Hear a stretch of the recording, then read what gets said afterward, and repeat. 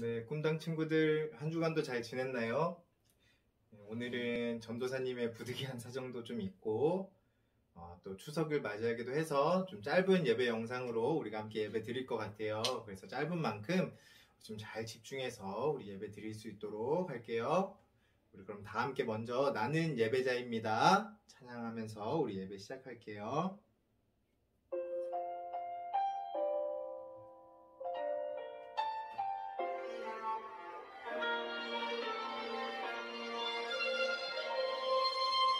나는 하나님을 예배하는 예배자입니다. 내가 서 있는 곳 어디서나 하나님을 예배합니다. 내 영혼 거룩한 은혜를 향하여 내 마음 완전한 하나님 향하여 이곳에서 바로 이 시간 하나님을 예배합니다.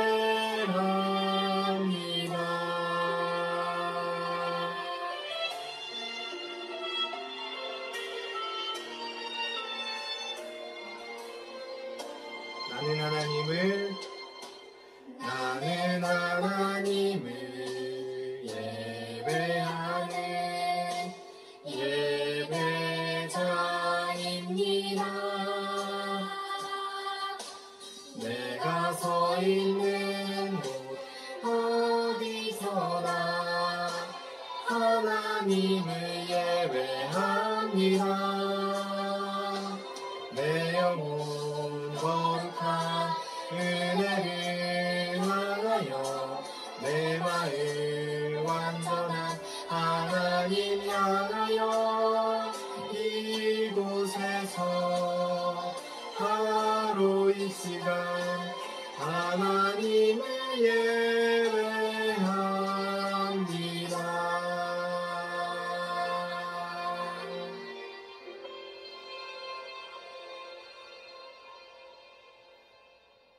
우리 다 함께 사도신경으로 우리의 신앙을 고백하겠습니다. 나는 전능하신 아버지 하나님 천지의 창조주를 믿습니다. 나는 그의 유일하신 아들 우리 주 예수 그리스도를 믿습니다. 그는 성령으로 잉태되어 동정녀 마리아에게서 나시고 본디오 빌라도에게 고난을 받아 십자가에 못 박혀 죽으시고 장사된 지 사흘 만에 죽은 자 가운데서 다시 살아나셨으며 하늘에 오르시어 전능하신 아버지 하나님 우편에 앉아 계시다가 거기로부터 살아있는 자와 죽은 자를 심판하러 오십니다. 나는 성령을 믿으며 거룩한 공교회와 성도의 교제와 죄를 용서받는 것과 몸의 부활과 영생을 믿습니다. 아멘. 오늘 예배를 위해서 신준서 어린이 기도인도 하겠습니다. 하나님 감사합니다. 거룩한 주일날 주님께 예배드리게 하시니 감사합니다. 우리 친구들 건강 지켜주시고 전도사님과 선생님들도 건강 지켜주세요. 항상 주님을 사랑하는 우리들 되게 하여 주시고 나쁜 생각 나쁜 말 하지 않게 하시고 사랑 많은 천국 백성 되게 해주세요. 우리들 예배를 받아주시고 은혜 내려주세요. 예수 그리스도 이름으로 기도드렸습니다. 아멘. 네, 오늘 하나님께서 주시는 말씀은 요한복음 11장 25절에서 26절까지의 말씀입니다. 오늘은 영상에 이 자막이나 뒤에 전사님이 영상을 안 띄우기 때문에 여러분이 좀 성경책을 직접 찾아서 이 말씀을 우리 읽으면 좋을 것 같아요. 우리 이렇게 성경책 보면 여기 뒷부분 빨간색 부분 여기 신약성경 165페이지에 있어요. 마태복음, 마가복음, 누가복음 다음에 요한복음이죠. 우리 요한복음 11장 25절에서 26절까지 말씀 아직 못 찾은 친구들은 우리 영상 잠시 일시 정지하고 말씀 찾아보도록 하고, 또 이제 찾은 친구들은 전도사님하고 한 목소리로 읽어보도록 할게요. 자, 시작. 예수께서 이르시되 나는 부활이요 생명이니 나를 믿는 자는 죽어도 살겠고 무릇 살아서 나를 믿는 자는 영원히 죽지 아니하리니 이것을 내가 믿느냐. 아멘. 네, 여러분 혹시 심폐소생술에 대해서 들어본 적 있나요? 갑자기 심장 박동이 멈췄을 때 이 심장에서 온몸으로 이렇게 피가 원활하게 공급될 수 있도록 이 심장에 압박을 가하는 의료 활동을 우리가 심폐소생술이라고 이야기하죠. 이 심장이 멈추고 나서 한 4분, 5분 정도 지나면은 이 뇌에 손상이 오기 때문에 누군가 심장이 멈춰서 쓰러졌다면은 발견 즉시 이 심폐소생술을 시작해야 된다고 해요. 근데 아무리 뛰어난 의사라고 해도 이렇게 심장이 완전히 멈춰버리면은 다시 뛰게 그렇게 만들 수는 없어요. 그러니까 죽은 사람은 다시 살릴 수가 없다는 거예요. 그런데 오늘 우리가 읽은 말씀 속에서는 심장이 멈춘 지 뭐 한 4분, 5분 그 정도가 아니라 무려 4일이나 지났는데도 심장을 다시 뛰게 만든 그런 놀라운 사건이 일어나요. 그러니까 죽은 사람이 다시 살아났다는 거예요. 누구의 이야기일까요? 네, 우리가 잘 알고 있는 나사로의 이야기예요. 이 마르다와 마리아와 나사로, 이 세 남매는 베다니라고 하는 마을에 살고 있었어요. 이 세 남매는 모두 예수님을 정말 많이 사랑했어요. 마리아는 예수님께 그 비싼 향유를 붓고 자신의 머리카락으로 이렇게 발을 닦아드릴 정도로 예수님을 사랑했어요. 예수님도 이런 세 남매를 굉장히 사랑하셔서 베다니에 오실 일이 있을 때마다 이 나사로의 집에서 함께 머무르고는 하셨대요. 그러던 어느 날 이 나사로가 병에 걸렸는데 도무지 나을 기미가 보이지 않았어요. 그래서 마르다와 마리아는 어떻게 해야 되지? 이렇게 발을 동동 구르다가 예수님이 계신 곳에 사람을 보내서 나사로, 우리 오빠가 위급하다는 소식을 전하게 돼요. 근데 예수님은 그 소식을 듣고 나서 이렇게 말씀하세요. 이 병은 죽을 병이 아니고 오히려 하나님의 영광을 드러낼 병이다. 그러고는 바로 나사로에게 이렇게 달려가시는 게 아니라 계시던 곳에 이틀이나 더 머무르다가 베다니로 천천히 향하게 돼요. 그렇게 예수님과 제자들이 베다니에 도착했을 때 마을의 분위기가 굉장히 심상치 않은 것을 알 수 있었어요. 사람들의 웃음소리도 나지 않았고 또 큰 소리도 나지 않았고 마을 전체에 굉장히 깊은 슬픔이 가득했어요. 그때 저 멀리서 이 마르다가 달려와서 예수님께 이야기해요. 예수님, 왜 이제 오셨어요? 예수님께서 함께 계셨더라면 우리 나사로 오빠가 죽지 않았을 텐데. 하지만 예수님께서 하나님께 구하면 뭐든지 다 이루어질 줄로 믿습니다. 그러자 예수님이 이렇게 대답하세요. 네 오빠가 다시 살아날 것이다. 네, 예수님, 하나님의 말씀대로 마지막 때에 그날에 오빠가 다시 살아날 것을 제가 믿어요. 그래서 예수님이 정말 멋있는 목소리로 이렇게 말씀하세요. 우리 뭐라고 말씀하셨는지 우리 함께 읽었던 오늘 본문 말씀 우리 다시 한번 읽어보도록 할게요. 자, 시작. 예수께서 이르시되 나는 부활이요 생명이니 나를 믿는 자는 죽어도 살겠고 무릇 살아서 나를 믿는 자는 영원히 죽지 아니하리니 이것을 네가 믿느냐. 아멘. 여러분, 예수님이 뭐라고 말씀하셨다고요? 나는 부활이고 생명이니 나를 믿는 자는 죽었더라도 살 수 있고 살아서 나를 믿는 자는 영원히 죽지 않을 것이다. 너 이 사실을 믿니? 자, 여러분이 마르다라면 예수님의 이 질문에 뭐라고 대답할 건가요?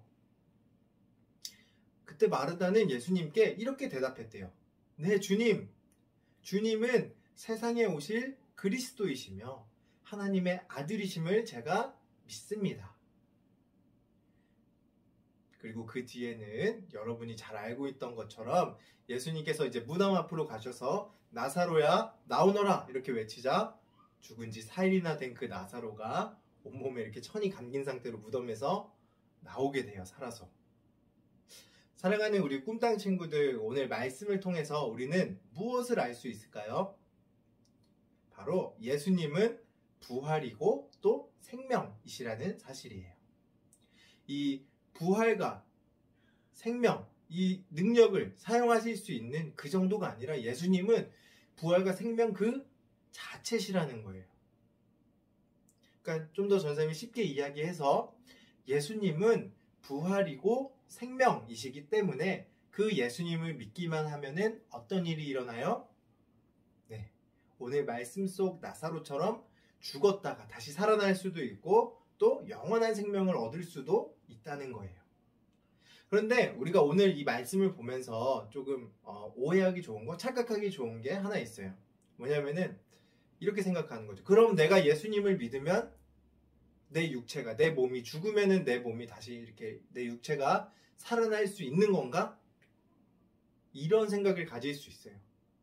전사님이 이 질문에 대한 정답을 이야기해 주자면은 네, 물론 예수님은 우리의 죽은 이 몸도 다시 살리실 수 있는 능력이 있으신 분이세요. 하지만 오늘 말씀을 통해서 예수님께서 하고자 했던 얘기는 겨우 그 정도의 것이 아니에요. 여러분이 뭐 그런 날이 있죠. 너무 속상하고 또 마음이 아픈 일이 있어서 마치 내 마음이 죽어버린 것만 같은 그때에도 내가 예수님을 믿으면 나의 마음이 다시 평안하고 또 행복하게 이렇게 살아날 수 있게 돼요. 내가 죄를 짓고 이렇게 나쁜 짓을 하면서 죽어버렸던 어떤 나의 양심, 근데 그 예수님을 믿으면은 예수님이 나와 함께 하시고 나를 보고 있다는 그 사실에 더 이상 내가 죄의 유혹에 쉽게 넘어지지 않고 나의 양심이 되살아나게 돼요. 또 때로는 뭐 미움, 시기, 질투 같은 이런 마음들 때문에 죽어버린 것만 같은 나의 친구들과의 어떤 관계 혹은 나의 가족들과의 관계도 예수님을 믿는 사람은 그 안에 미움, 시기, 질투 이런 게 아니라 사랑과 온유함이 넘쳐서 나의 주변 사람들과의 관계들도 되살아나게 돼요.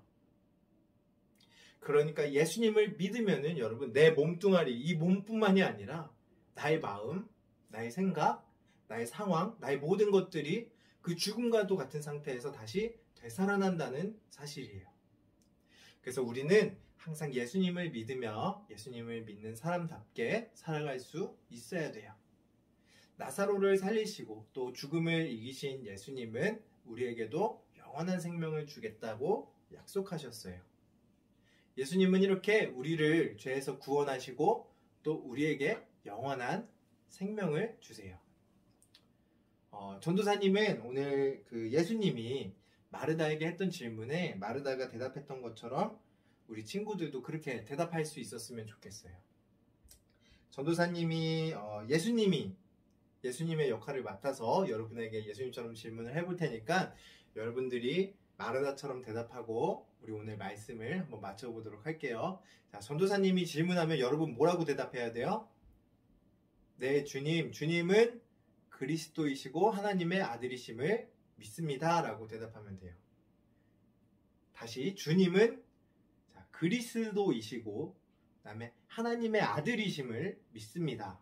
이 두 개 이렇게 대답할 수 있으면 됩니다. 알겠죠? 자, 전사님이 질문해 볼게요. 자, 나는 부활이요 생명이니 나를 믿는 자는 죽어도 살겠고 무릇 살아서 나를 믿는 자는 영원히 죽지 아니하리니 이것을 네가 믿느냐? 네, 주님은 그리스도이시고 하나님의 아들이심을 믿습니다. 아멘. 여러분 다 따라서 대답했죠? 네, 근데 여러분의 대답이 정말 그냥 따라하는 대답이 아니라 정말 여러분의 진심이 담긴 그런 고백이 될 수 있기를 선생님이 간절히 소망할게요. 전도사님이 기도하겠습니다. 예수님을 이 땅에 보내셔서 우리에게 영원한 생명을 허락하신 그 하나님을 찬양합니다. 우리 친구들이 몸이 아플 때에도 또 예상치 못한 힘든 어떤 상황이 찾아올 때에도, 또 마음이 어려울 때에도 부활이요 또 생명이신 그 예수님을 믿으며 담대하게 나아갈 수 있도록 성령님께서 우리 친구들 가운데 충만하게 역사하여 주세요. 감사드리며 모든 말씀 살아계신 예수 그리스도의 이름으로 기도드립니다. 아멘. 네, 꿈당 친구들 오늘도 예배 잘 드렸나요? 오늘 예배를 잘 드린 친구들은 전도사님에게 부활과 생명이라고 문자를 보내서 출석을 체크해 주세요.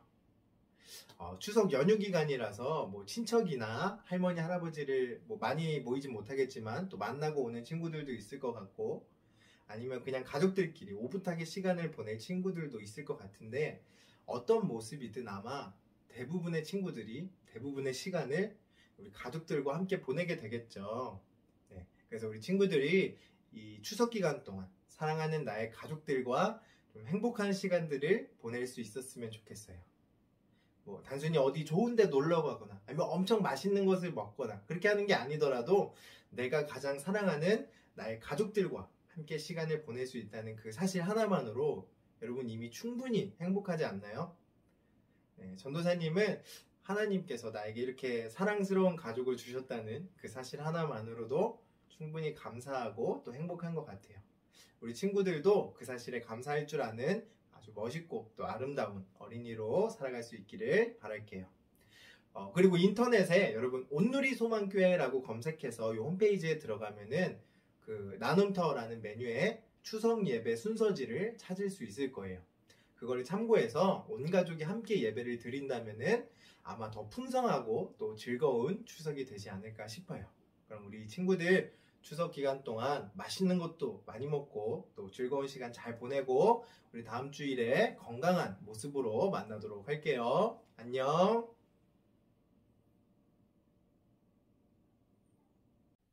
네, 우리 주기도문으로 오늘 예배를 마치겠습니다. 하늘에 계신 우리 아버지, 아버지의 이름을 거룩하게 하시며 아버지의 나라가 오게 하시며 아버지의 뜻이 하늘에서와 같이 땅에서도 이루어지게 하소서. 오늘 우리에게 일용할 양식을 주시고 우리가 우리에게 잘못한 사람을 용서하여 준 것 같이 우리 죄를 용서하여 주시고 우리를 시험에 빠지지 않게 하시고 악에서 구하소서. 나라와 권능과 영광이 영원히 아버지의 것입니다. 아멘.